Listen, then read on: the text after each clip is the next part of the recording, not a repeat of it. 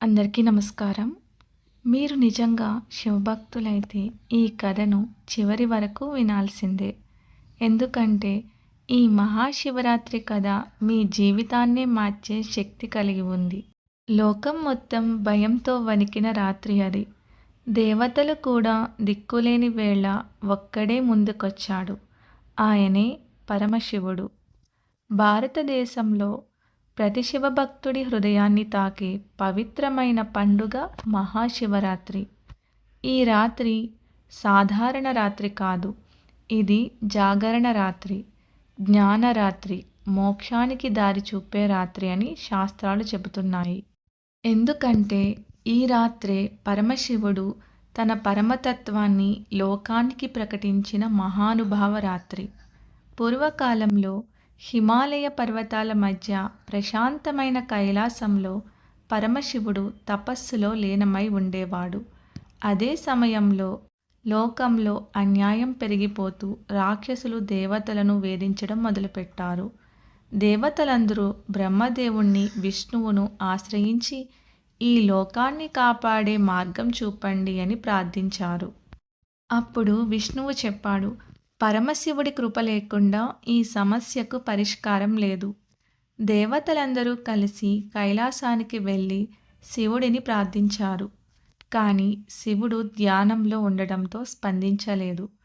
అప్పుడు దేవతలు శివుని గురించి స్తోత్రాలు చేయడం ప్రారంభించారు. ఆ సమయంలో శివుడు తన తపస్సును విరమించి దేవతల ముందు ప్రత్యక్షమయ్యాడు.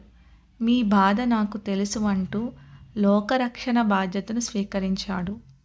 ఇదే సమయంలో మరో మహత్తర సంఘటన జరిగింది. సముద్ర మథనం. అమృతం కోసం దేవతలు, అసురులు కలిసి సముద్రాన్ని మదించారు. అప్పుడు సముద్రం నుంచి ప్రళయంకరమైన హాలాహల విషం బయటకొచ్చింది. ఆ విషం భూమి, ఆకాశం, లోకాలన్నింటినీ నాశనం చేసే శక్తి కలిగినది. దేవతలు భయంతో పరమశివుని శరణు వేడారు.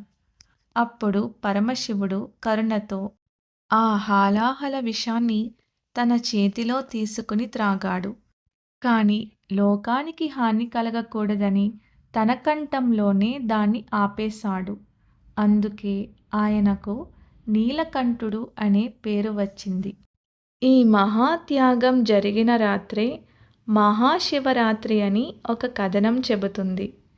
ఇంకో ప్రసిద్ధ కథ ఉంది, లింగోద్భవ కథ. ఒకసారి బ్రహ్మ విష్ణువుల మధ్య ఎవరు గొప్పవారు అనే వివాదం వచ్చింది. అప్పుడు ఆకాశం నుంచి భూమి వరకు అంతులేని అగ్నిస్తంభం రూపంలో శివుడు ప్రత్యక్షమయ్యాడు. ఈ స్తంభానికి ఆది, అంతం ఎవరు కనుగొంటారో వారు శ్రేష్ఠులని అన్నాడు. విష్ణువు వరాహ అవతారంలో భూమి లోతుల్లోకి వెళ్ళాడు.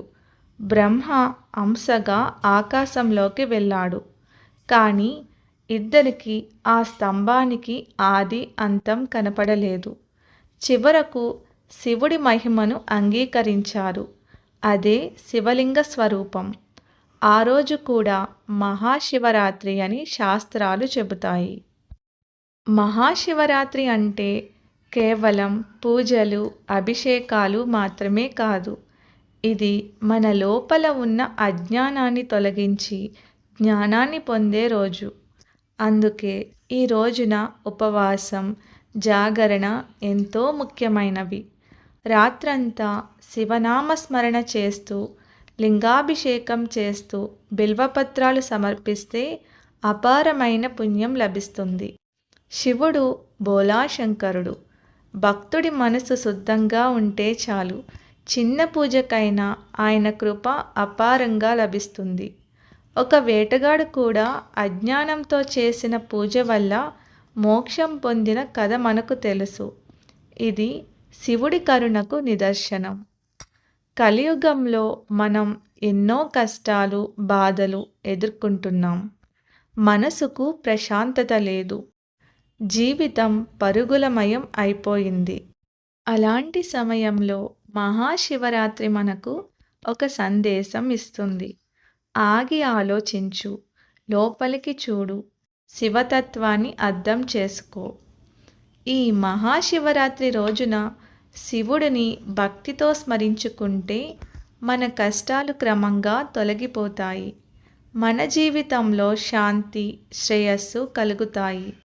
శివుడి ఆశీర్వాదంతో మీ కుటుంబంలో సుఖశాంతులు నెలకొనాలని కోరుకుంటూ ఈ మహాశివరాత్రి రోజున శివుని నామస్మరణ చేస్తూ భక్తితో జాగరణ చేస్తే మన జీవితానికి ఒక కొత్త దారి లభిస్తుంది. ఈ కథ మీకు నచ్చినట్లయితే లైక్ చేయండి, షేర్ చేయండి. ఇలాంటి భక్తి కథల కోసం సబ్స్క్రైబ్ చేయండి. ఓం నమః శివాయ. నమస్కారం. ధన్యవాదములు.